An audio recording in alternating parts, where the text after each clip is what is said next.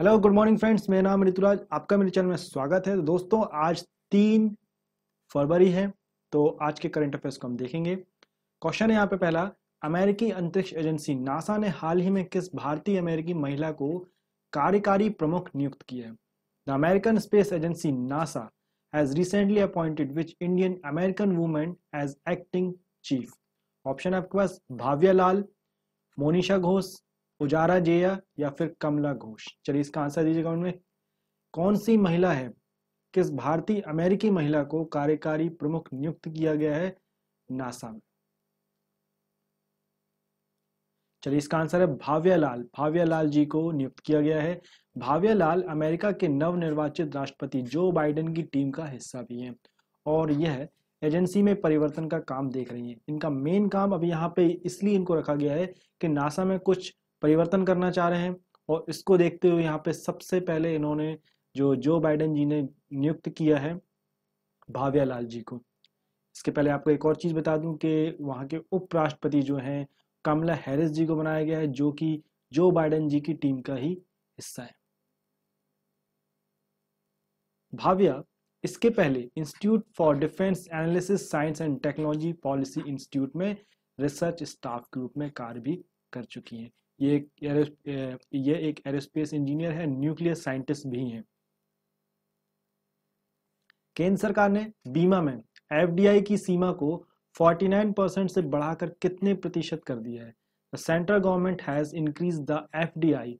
FDI मतलब हो गया foreign development investment limit in insurance from 49% to what percentage? कितना परसेंटेज बढ़ा दिया है केंद्र सरकार ने बीमा में एफडीआई को 49% से बढ़ाकर? ऑप्शन आपका 54%, 70%, 64% या फिर 74%। दोस्तों आपसे निवेदन है, अगर आपने चैनल को अभी तक सब्सक्राइब नहीं किया है तो प्लीज़ इसे सब्सक्राइब करिए, जिससे आपको आने वाले समय में नेक्स्ट वीडियो की नोटिफिकेशन लगातार मिलता है। अगर वीडियो आपको पसंद आता है तो लाइक करना ना भूलिए।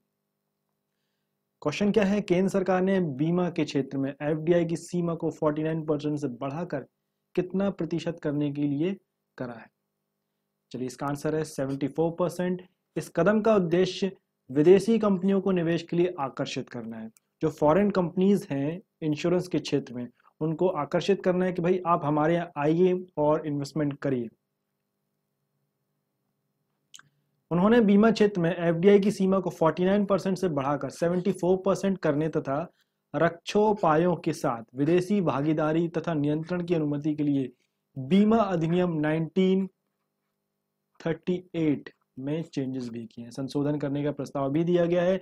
इसके पहले क्या था कि जो एफडीआई है इसमें 49% तक का इन्वेस्टमेंट की इजाजत थी, परंतु अब यहाँ पे बीमा अधिनियम में जो कि 1938 में बनाया गया है, तो ये अंग्रेजों के समय का बीमा अधिनियम है, अंग्रेजों के समय का जो कानून है बीमा अधिनियम, इसमें संशोधन करने के प्रस्ताव दिए गए, जिसको देखते हुए 74% करने की यहाँ पे बात करी गई है कि अब इन्वेस्टमेंट जो है 74% तक बढ़ा रहा है। निम्न में से किस देश की सेना ने तख्ता पलटकर 1 साल के लिए देश में इमरजेंसी घोषित कर दी है? Which of the following countries' army has overthrown the declared emergency in the country for 1 year? Option है आपके पास नेपाल, म्यांमार, भूटान या फिर बांग्लादेश। चलिए इसका आंसर दीजिए कमेंट में। किस देश की सेना ने तख्ता पलटकर, सरकार का तख्ता पलट करके 1 साल के लिए देश में इमरजेंसी घोषित कर दी? चलिए इसका आंसर है म्यांमार। इसके पहले म्यांमार में साल 1962 में तख्ता पलट किया गया था। तो अभी इस बार 2020 में ही आंग सान सू की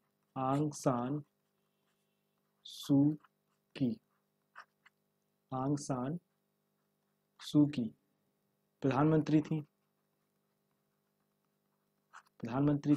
इनको तख्ता पलट करके अब यहाँ पे जो वहाँ की सेना है उन्होंने तख्ता पलट करके 1 साल तक के लिए इमरजेंसी की घोषणा की है। इसके पहले ये 1962 में तख्ता पलट किया गया था। अब इसके बाद लगभग 49 साल के बाद देश की सेना यहाँ पर शासन कर रही है। पिछले वर्ष 8 नवंबर को हुए आम चुनाव में व्यापक धांधली के बाद सेना द्वारा जनवरी में तख्ता पलट करने की बात करी गई थी, परंतु उसको देखते हुए भी अब यहाँ पे जनवरी 29 में यहाँ पे तख्ता पलट कर दिया गया। चलिए आगे बात करेंगे। भारतीय रिजर्व बैंक ने किस राज्य में स्थित शिवम सहकारी बैंक के पास पर्याप्त पूंजी न होने के कारण उसका लाइसेंस रद्द कर दिया? The reserve bank of India (RBI) has cancelled the license of Shivam Cooperative Bank located in which of state? कौन से स्टेट में है ये बैंक, शिवम सहकारी बैंक, जिसका लाइसेंस रद्द कर दिया गया है? ऑप्शन है आपके पास महाराष्ट्र, पंजाब, गुजरात या फिर कर्नाटका। चलिए इसका आंसर है महाराष्ट्र। आरबीआई ने महाराष्ट्र के कोल्हापुर में स्थित है ये शिवम सहकारी बैंक का लाइसेंस रद्द कर दिया गया, जो कि कोल्हापुर जो है महाराष्ट्र में आता है। आरबीआई ने कहा कि शिवम सहकारी बैंक के पास ना तो पर्याप्त पूंजी है और ना ही भविष्य में कमाई की संभावना की आप बात करी गई। उनके पास ना ही पूंजी है, ना ही वो आगे भविष्य में कभी बिजनेस कर पाएंगे, इसलिए इस बैंक को बंद कर दिया गया, लाइसेंस रद्द कर दिया गया है। इसी वजह से बैंक का लाइसेंस तत्काल प्रभाव से कैंसिल कर दिया गया और इस वजह से बैंक 29 जनवरी 2021 से किसी भी तरह का वित्तीय लेन देन या कोई भी बैंकिंग कारोबार नहीं कर सकेगी। एशियाई क्रिकेट परिषद ACC का अध्यक्ष निम्न में से किसे चुना गया है? Who has been elected the president of the Asian Cricket Council ACC? Option है सौरव गांगुली, जय शाह, रोहन जेटली या फिर पंकज शाह। चलिए इसका आंसर दीजिए कौन में क्या रहने वाला है। एशियाई क्रिकेट परिषद ACC का अध्यक्ष किसे नियुक्त किया गया है, किसे चुना गया है? चलिए यहाँ पे रोहन जेटली नहीं हो सकते हैं क्योंकि ये दिल्ली DCCG के अध्यक्ष हैं, दिल्ली क्रिकेट कंट्रोल गवर्नमेंट के अध्यक्ष हैं, DCCG के अध्यक्ष बनाए गए हैं, अभी रिसेंट में बनाए गए। रोहन जेटली कौन है? अरुण जेटली जी के पुत्र हैं। अब यहाँ पे बचे सौरव गांगुली के बारे में बात तो आपको पता ही कि BCCI के ये अध्यक्ष हैं, पंकज सिंह, और बचे जय शाह। तो इसका आंसर क्या रहने वाला है? इसका आंसर है जय शाह। भारतीय क्रिकेट कंट्रोल बोर्ड BCCI सचिव Jay Shah Asian cricket council के नए अध्यक्ष बनाए गए हैं। अब ये जय शाह कौन है? जय शाह अमित शाह के पुत्र। जय शाह ने नजूमल हसन की जगह ली। चलिए यहाँ पे एक और काम की चीज मिल गई कि इसके पहले नजूमल हसन जो थे वो ACC के पूर्व अध्यक्ष थे।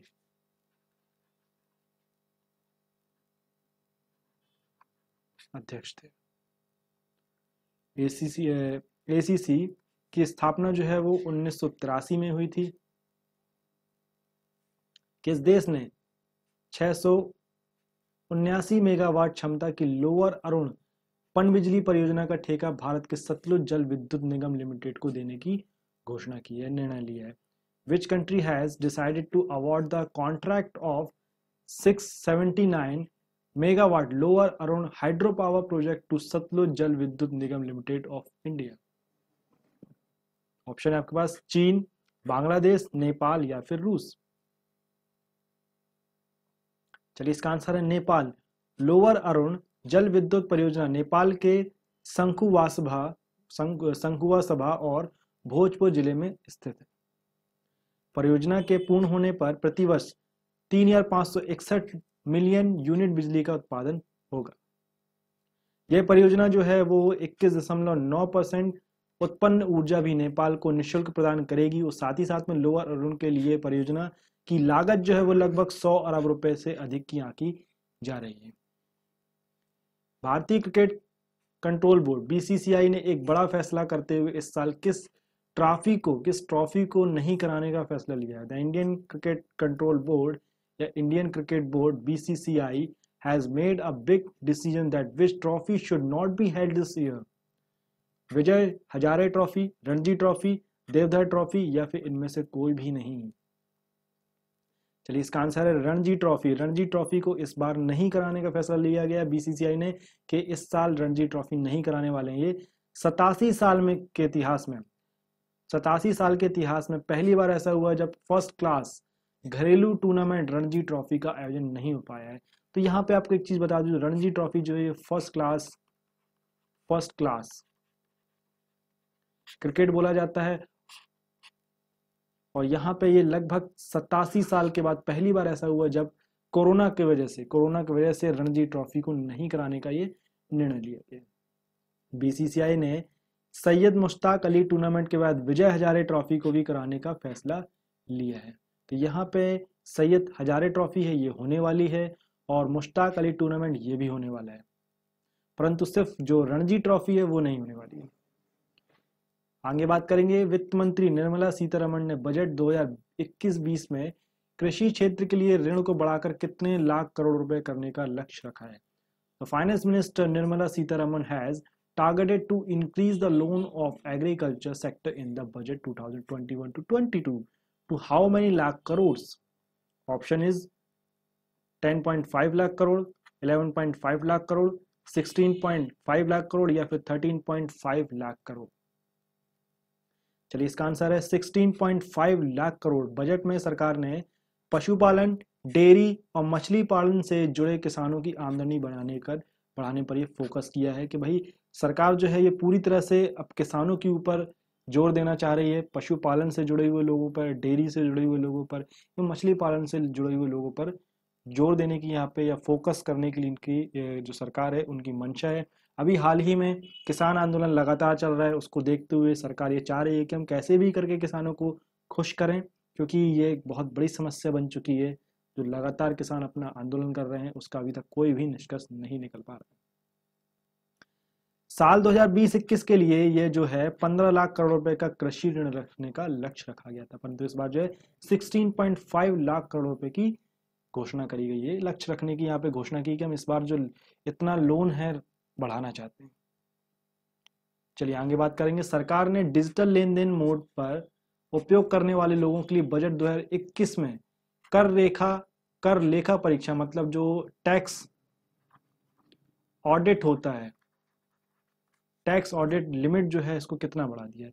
The government has increase tax audit limit to how much in budget 2021 for those whose digital transaction mode?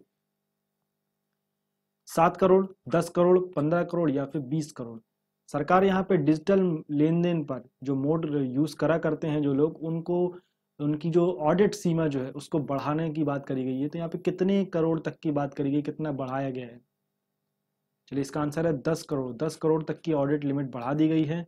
इसके पहले फरवरी 2020 के बजट में वित्त मंत्री ने कराधान लेखा परीक्षा के लिए सीमा, कराधान लेखा परीक्षा से मतलब यहाँ पे क्या हो गया, यहाँ पे टैक्स ऑडिट लिमिट की बात करी गई है। ये शुद्ध हिंदी में लिखा हुआ है इसलिए कंफ्यूज मत होइएगा। कराधान लेखा परीक्षा मतलब हो जाएगा यहाँ पे ऑडिट टैक्स लिमिट या टैक्स ऑडिट लिमिट बोल सकते हैं। इसकी सीमा 5 करोड़ कर दी थी, ये 2020 की बात करी जा रही है। अब इस बार जो है वो 10 करोड़ कर दी गई है 2021 के लिए। 2020 में कितनी थी? 2020 में कितनी थी? 5 करोड़ थी। हालांकि डिजिटल लेन देन को और बढ़ावा देने के लिए सीमा को बढ़ाकर 10 करोड़ कर दिया गया है। इस बार ये बढ़ा दिया है कि भाई आप ज़्यादा से ज़्यादा डिजिटल लेन देन करिए, इसके लिए हम आपको 10 करोड़ तक की छूट दे रहे हैं कि आपके 10 करोड़ तक का आपका टैक्स नहीं लगना है। अगर आप इसका यूज़ करते हैं, ऑनलाइन ट्रांजेक्शन का यूज़ करते हैं, तो आपको 10 करोड़ तक की छूट दी गई थी। सरकार ने कपास पर कितना शुल्क लगाया है? The government has introduce how much custom duty on the cotton? 10%, 15%, 20% या फिर 25%? अभी मैं आपको वैसे ही बता चुका हूँ कि सरकार जो है वो लगातार कोशिश में लगी हुई है कि किसानों को कैसे खुश किया जाए। तो यहाँ पर किसानों को खुश करने के लिए कपास के ऊपर भी टैक्स लगाने की बात कर दी गई। इसके पहले क्या था, जो कपास के ऊपर टैक्स नहीं लगा करता था, 10% लगना है यहाँ पे। भारत के किसानों को लाभान्वित करने के लिए केंद्र सरकार ने कपास पर सीमा शुल्क 0% से बढ़ाकर 10% करने का निर्णय लिया है। यहाँ पे अभी तक कपास जो था, कपास में किसी भी प्रकार का टैक्स नहीं लगता था, 0% था। इसको बढ़ाकर अब 10% कर दिया गया है। मतलब कुल मिला के किसानों को खुश करना है। इससे किसानों की आय में आसानी होगी और कपास के उत्पादन में शामिल किसानों को बेहद फायदा होने वाला है। तो दोस्तों ये तो हमने देख लिया 3 फरवरी के दिन क्या प्रमुख जो करंट अफेयर्स था उनको हमने डिटेल में स्टडी कर लिया। इसके साथ ही साथ आपको और बता दूं, हमारी जो क्लास है 7 बजे शाम को 7 बजे हुआ करती है, जिसमें हम स्टैटिक जीके के क्वेश्चंस भी करेंगे और साथ ही साथ में करंट इवेंट्स भी हम करेंगे। तो दोस्तों आशा करता हूँ आपको वीडियो पसंद आया होगा। अगर पसंद आया तो प्लीज़ लाइक करिए और कमेंट करके मुझे बताइए कि आपको वीडियो कैसा लगा। Thank you.